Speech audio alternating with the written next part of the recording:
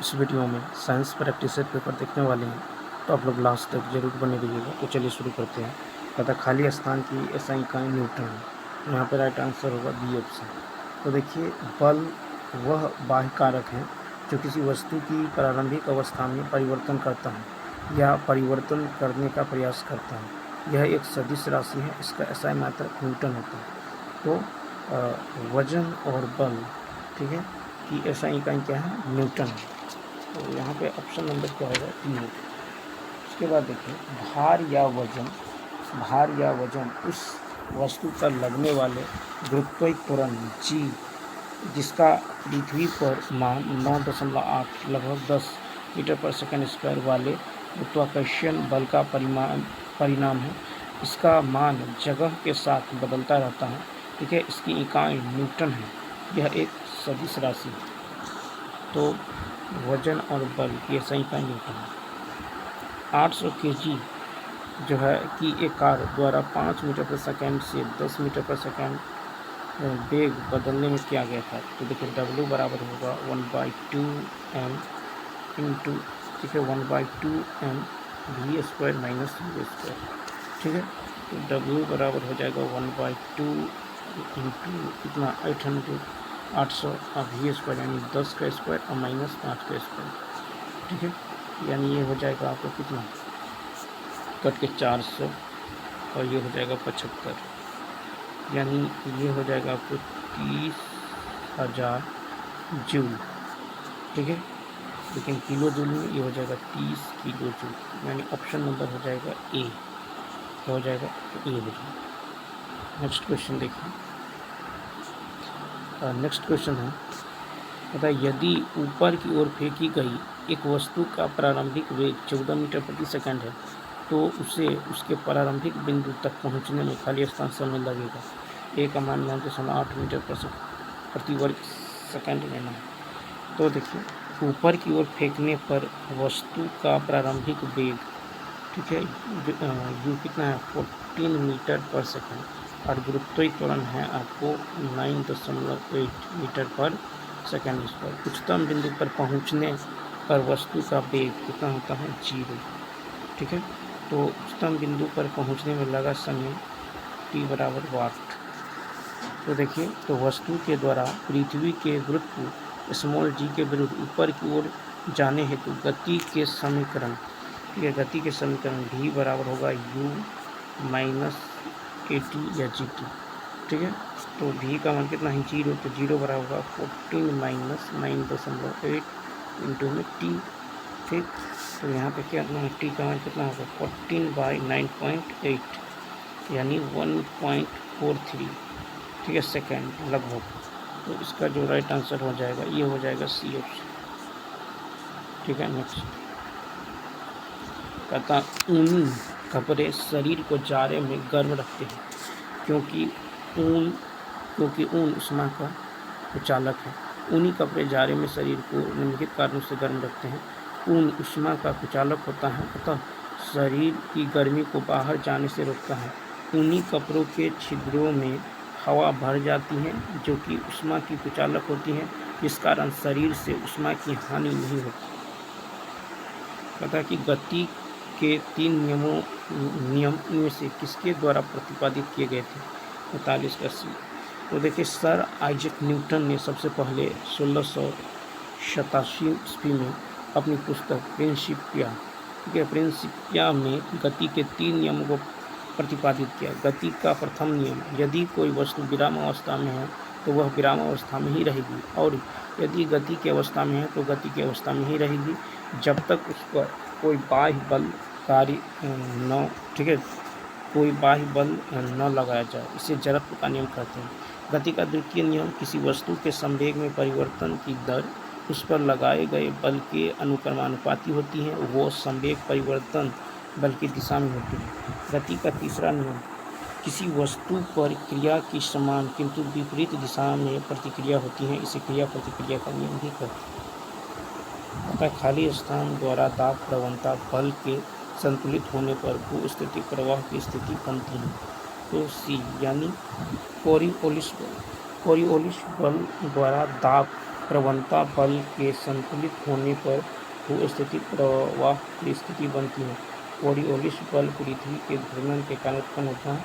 यह एक आभासी बल है। पृथ्वी के विभिन्न अक्षांशों में परिधि का आकार तथा केंद्र से दूरी के कारण पृथ्वी की घूर्णन गति भिन्न-भिन्न होती है। इसी भिन्नता के कारण कोई भी गतिमान वस्तु जो एक अक्षांश से दूसरे अक्षांश की ओर गतिमान होती है, उस पर यह बल कार्य करने लगता है। इसी बल के कारण पवनें उत्तरी गोलार्ध में दाहिनी ओर तथा दक्षिणी गोलार्ध में अपनी बाईं ओर मुड़ जाती हैं। इस विक्षोभ को फेरल नामक वैज्ञानिक ने सिद्ध किया था, अतः इसे फेरल का नियम भी कहते हैं। कहता कि कौन सा जो है विद्युत आवेश सुचालक है, तो तांबा। तो देखिए, जिन पदार्थों से होकर विद्युत आवेश सरलता से प्रवाहित होता है उन्हें चालक या सुचालक कंडक्टर्स कहते हैं, जैसे चांदी, तांबा, एल्युमिनियम आदि। जिन पदार्थों से होकर विद्युत आवेश का प्रवाह नहीं होता है उन्हें अचालक या कुचालक यानी नॉन कंडक्टर्स कहते हैं, जैसे लकड़ी, रबर, कागज आदि। तो कहता है विद्युत आवेश का सुचालक है तांबा, ठीक है, जैसे चांदी, तांबा, एल्युमिनियम, ये सब। कहता है कि ध्वनि की वह न्यूनतम आवृत्ति क्या है जो मनुष्य द्वारा सुनी जा सकती है, तो यह डी। तो ध्वनि तरंगे अनुदैर्घ्य यांत्रिक तरंगे हैं, ये 3 प्रकार की होती है। अवश्रव तरंग 20 हर्ट्ज से नीचे की आवृत्ति वाली ध्वनि तरंगों को अवश्रव्य तरंगे कहते हैं, इसे हमारी कान नहीं सुन सकता। श्रव्य तरंगे 20 हर्ट्ज से 20,000 हर्ट्ज के बीच की आवृत्ति वाली तरंगों को श्रव्य तरंगे कहते हैं। इन तरंगों को हमारा कान सुन सकता है। ध्वनि की वह न्यूनतम आवृत्ति जो मनुष्य के कान द्वारा सुनी जा सकती है 20 हर्ट्ज होती है।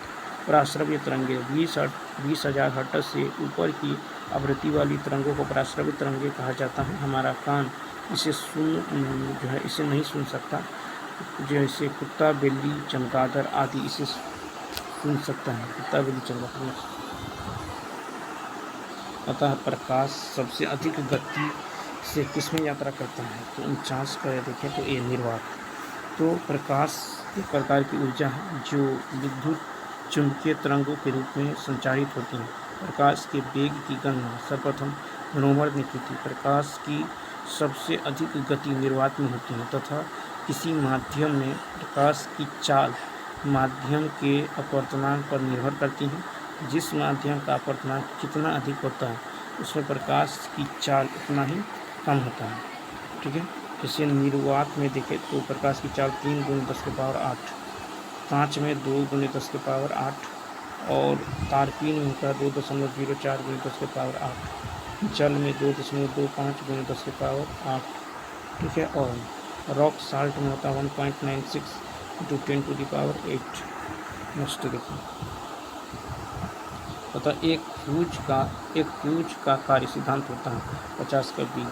तो विद्युत धारा द्वारा उत्पन्न ऊष्मा प्रभाव। तो एक फ्यूज जो विद्युत धारा के उसमें प्रभाव के सिद्धांत पर कार्य करता है। फ्यूज तार का प्रयोग विद्युत परिपथ में शॉर्ट सर्किट या अतिभारण के दौरान उपकरणों को क्षतिग्रस्त होने से बचाने के लिए किया जाता है, जिसका अभिलक्षणिक गुण उच्च प्रतिरोधकता तथा निम्न गलनांक होना चाहिए। फ्यूज तार उच्च प्रतिरोध के कारण ही अत्यधिक धारा प्रवाह के दौरान तापमान के बढ़ जाने के कारण पिघल जाता है। तो एक फ्यूज का कार्य सिद्धांत है कि विद्युत धारा द्वारा उत्पन्न ऊष्मा का प्रभाव। नेक्स्ट, कौन सा रासायनिक परिवर्तन नहीं है, 51 का होगा डी। तो रासायनिक परिवर्तन अम्लीकृत जल का विद्युत अपघटन, ईंधन का दहन, ऑक्सीकरण, लहू में जंग लगना, ये सभी रासायनिक परिवर्तन है, ठीक है। तो पता है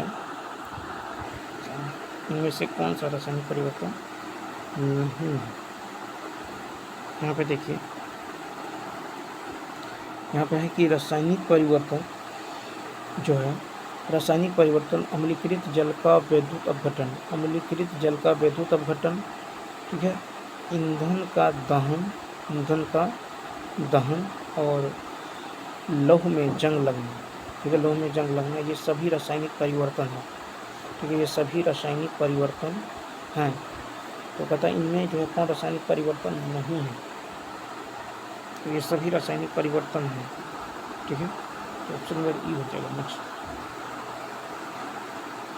52 पता है कि समुद्र के पानी के अवलवणीकरण के लिए इस्तेमाल किए जाने वाली तकनीकों में से एक है, तो यह है आशवन।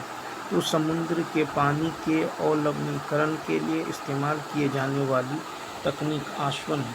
आशवन जो है ये पृथक्करण की भौतिक विधि है। गैस से द्रव बनने की परिघटना को संघनन करते हैं। ठीक है, किसी तत्व या यौगिक का द्रव अवस्था से गैस अवस्था में परिवर्तन वाष्पीकरण कहलाता है। ठीक है, तो समुद्र के पानी के अवलवणीकरण के लिए इस्तेमाल किए जाने वाले तकनीक आशवन है। आशवन पृथक्करण की भौतिक विधि है। गैस के द्रव बनने की परिघटना को संघनन करते हैं। किसी तत्व या यौगिक का द्रव अवस्था से गैस अवस्था में परिवर्तन वाष्पीकरण यानी वेपोराइजेशन कहलाता है। पता 27 डिग्री सेल्सियस तापमान पर स्थित एक आदर्श गैस को स्थिर दाब पर तब तक गर्म किया जाता है जब तक कि इस गैस का आयतन दोगुना न हो जाए। तो यहाँ पे देखिए T1 बराबर क्या होगा 27 + 273। ठीक है, 27 + 273 यानी 300 केल्विन में चेंज कर दिए। ठीक, T2 बराबर है वाट। T2 बराबर वाट है तथा 27 डिग्री तापमान पर स्थिर एक आदर्श गैस को स्थिर दाब पर तब तक गर्म किया जाता है जब तक कि गैस का आयतन दोगुना न हो जाए। ठीक है, आयतन दोगुना न हो जाए। V1 बराबर V माने तो V2 बराबर क्या होगा दोगुना यानी 2 है। तो यहाँ पे देखिए तो V1 बट्टा T1 बराबर होगा V2 बट्टा T2। ठीक है, तो ध्यान दीजिए यहाँ पे तो T2 बराबर क्या हो जाएगा V2 गुने T1 बट्टा में V1।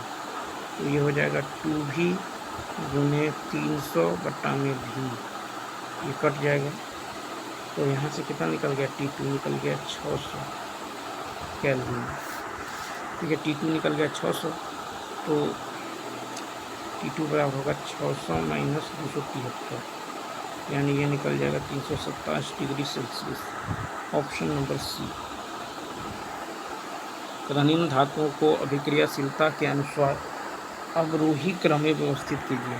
ठीक है, अवरोही क्रम घटते क्रम में। तो देखिए तो दिए गए धातुओं का जो है अभिक्रियाशीलता के अनुसार अवरोही क्रम हो जाएगा potassium greater than sodium, potassium. ठीक है, greater than sodium, greater than zinc, greater than copper, greater than mercury, greater than silver. ठीक है, तो क्या हो जाएगा potassium greater than sodium, greater than zinc, greater than copper, greater than mercury, greater than silver यानी C option. ठीक है, अतः पोटेशियम सर्वाधिक अभिक्रियाशील धातु है। पोटेशियम जो है ये सर्वाधिक अभिक्रियाशील धातु है। ठीक है, उसके बाद देखिए सोना सबसे कम। नेक्स्ट क्वेश्चन है पता किसने यह खोजा कि हर 8वें तत्व के गुण पहले के समान हैं। तो न्यूलैंड।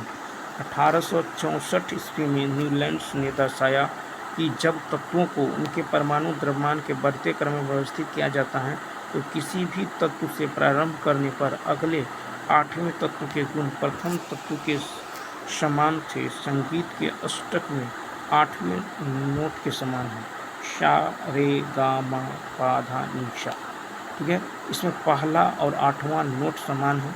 लिथियम से प्रारंभ होकर 8वां पोटेशियम तथा लिथियम सोडियम तथा पोटेशियम के गुण समान हैं।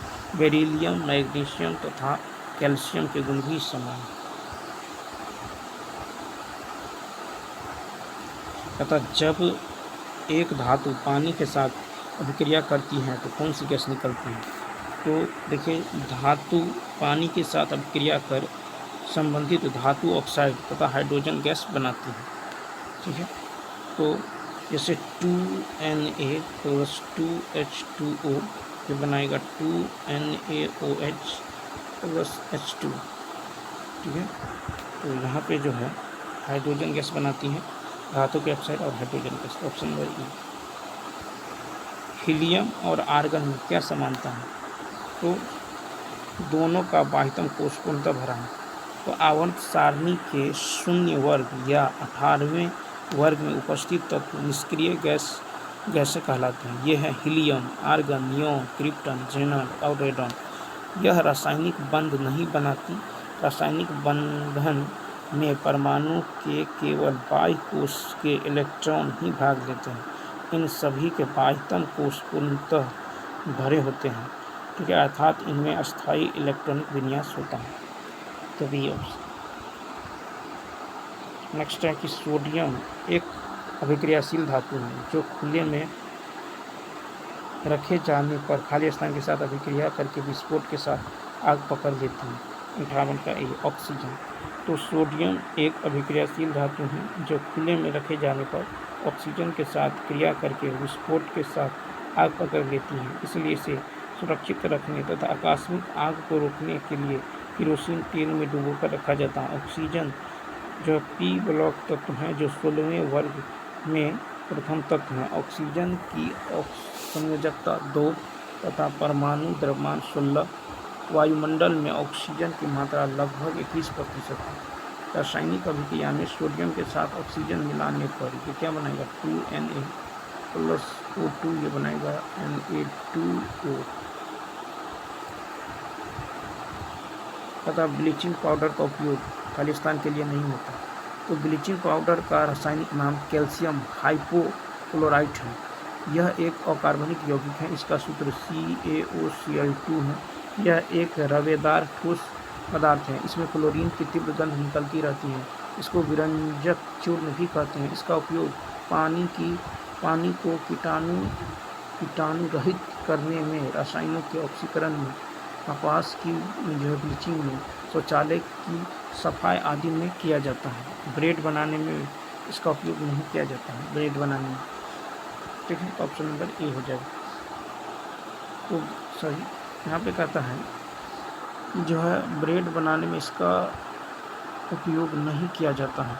ब्लीचिंग पाउडर का उपयोग खालिस्तान के लिए नहीं किया जाता है, तो ब्रेड बनाने में भी पता है कि ना चिपकने वाले बर्तन पर किसका लेप लगा होता है 60 का सी टेफ्लॉन। तो देखिए टेफ्लॉन एक संश्लेषित फ्लोरो बहुलक है। टेफ्लॉन रासायनिक रूप से निष्क्रिय एवं ऊष्मा प्रतिरोधक बहुलक है। टेफ्लॉन का जो पृष्ठ बहुत चिकना होता है, इससे कोई वस्तु चिपकती नहीं है। इस गुण के कारण जो है कुकिंग बर्तन न चिपकने वाली पर टेफ्लॉन का लेप जो है लगाया जाता है। यह है कि एक वयस्क मनुष्य के मुख में केवल खाली स्थान कृंतक होते हैं। 61 का देखिए। तो एक वयस्क मनुष्य के मुख में 4 प्रकार के कुल 32 दांत होते हैं, ठीक है। दांतों के वर्गीकरण जैसे है कृंतक की यदि बात करें तो कृंतक होता है आपको 8, ठीक है। रदनक की यदि बात करें तो रदनक होता है 4। चवर्णक की यदि बात करें तो चवर्णक होता है 12, ठीक है। और अग्रचवर्णक होता है 8, ठीक है। कितना होता है 8। तो कृंतक होता है 8, रदनक होता है 4, चवर्णक होता है 12 और अग्रचवर्णक होता है 8। तो कृंतक होता है आपको 8 CF। देखिए छोटी आंत की आंतरिक सतह पर हजारों उंगलीनुमा आकृतियाँ निकली हुई होती हैं। उन्हें क्या कहते हैं? तो ध्यान दीजिए 62 का छोटी आंत की आंतरिक सतह पर हजारों उंगलीनुमा आकृतियाँ निकली हुई होती हैं जिन्हें रसांकुर कहते हैं, जिसका कार्य पचे हुए भोजन से जो पोषक तत्व ग्लूकोज, इम्यूनो अम्ल, वसा तथा विटामिन को अवशोषित करना है तथा अवशोषण के पश्चात जो है अपचित भोजन को बड़ी आंत में भेज देते हैं। तो यहाँ पे क्या होगा? तो रसांकुर, ठीक है, क्या बोलते हैं? तो इसको जो है इन्हें रसांकुर यानी विलाई, ठीक है, रसांकुर या विलाई का तथा कार्बोहाइड्रेट्स, प्रोटीन, वसा का पूर्ण पाचन कहाँ होता है? तो छोटी आंत में। तो देखिए छोटी आंत स्मॉल इंटेस्टाइन की दीवारों पर पाचन ग्रंथियाँ होती हैं जिनसे आंतीय रस निकलता है। इस आंतीय रस में कुछ पाचक एंजाइम होते हैं जो निम्न हैं, जैसे enterokinase, erepsin, maltose, sucrose, lactose, lipase. इन एंजाइमों की सहायता से छोटी आंत कार्बोहाइड्रेट, प्रोटीन, वसा एवं भोजन के सभी पोषक पदार्थों का पूर्ण पाचन हो जाता है। छोटी आंत की दीवारों पर अनेक विलाय रसांकुर पाए जाते हैं जिनके द्वारा पचे हुए भोजन का अवशोषण हो जाता है। तथा मनुष्य में सामान्य प्रकुंचन और अनुशीतलन दाब क्रमशः होता है। 64 का होगा ई ऑप्शन। तो देखिए, मनुष्यों में सामान्य प्रकुंचन और अनुशीतलन दाब क्रमशः 120 mmHg और 80 mmHg तक होता है। तो यहाँ पे हो जाएगा। तो मनुष्यों में सामान्य प्रकुंचन जो है 120 mmHg और 80 mmHg पर होता है। अतः मानव रक्त का सामान्य प्रकुंचन दाब कितना होता है? तो देखिए, हृदय के संकुचन या प्रकुंचन से धमनियों की दीवारों पर पड़ने वाला दाब रुधिर दाब कहलाता है। उसे संकुचन दाब कहते हैं। जो नीलियों के संकुलन के फलस्वरूप उत्पन्न होता है, यह संकुचन दाब उतना ही होता है जितना कि 120 mm पारे के स्तंभ द्वारा उत्पन्न होता है। इनके ठीक विपरीत जो है अनुशीतलन दाब होता है, जो नीले के अनुशीतलन के फलस्वरूप उत्पन्न होता है। यह दाब सामान्यतः 80 mm पारे के स्तंभ द्वारा उत्पन्न दाब के बराबर होता है। अतः एक स्वस्थ मनुष्य में संकुलन बट्टा प्रकुंचन और अनुशीतलन दाब अर्थात रुधिर दाब 120/80 होता है। तो बी ऑप्शन 120। ठीक है, तो प्रकुंचन जो होता है कितना होता है? 120 mmHg। प्रकुंचन जो होता है 120 mmHg। तो संकुलन या प्रकुंचन, ठीक है, और अनुशीतलन दाब जो होता है ये होता है 120। ठीक है, अब चलिए देखते हैं नेक्स्ट क्वेश्चन नंबर। देखिए 86। अतः मानव रक्त के pH लगभग कितना होता है? तो 7.4। मानव रक्त के pH मान 7.4 होता है।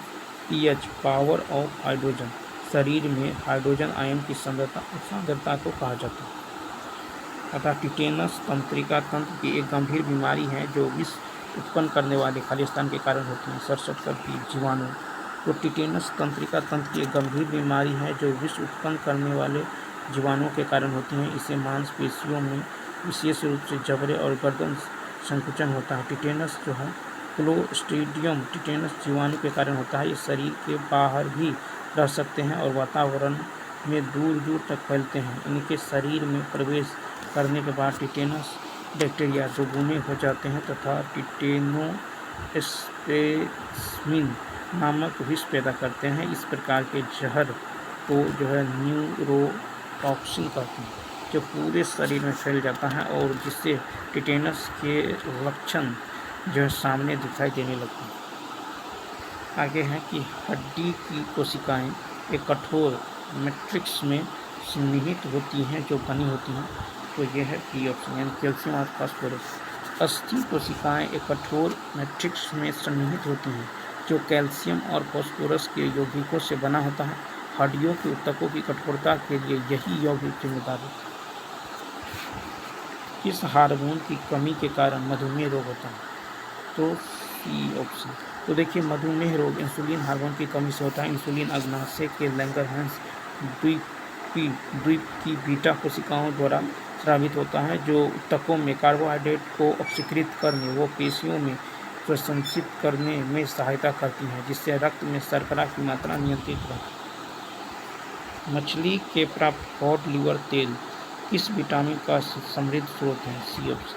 तो मछली से प्राप्त कॉड लिवर तेल जो है विटामिन डी का समृद्ध स्रोत है। मछली के तेल में ओमेगा 3 तथा विटामिन डी पाया जाता है। कौन सा यौन संचारित रोग विषाणु जनित होता है? ए ऑप्शन, मस्सा। तो मस्सा यौन संचारित रोग विषाणु जनित होता है। यह काले रंग का उभरा हुआ मांस या मांस का छोटा दाना, जो चिकित्सा विज्ञान के अनुसार एक प्रकार का चर्म रोग माना जाता है। प्रायः मानव में यह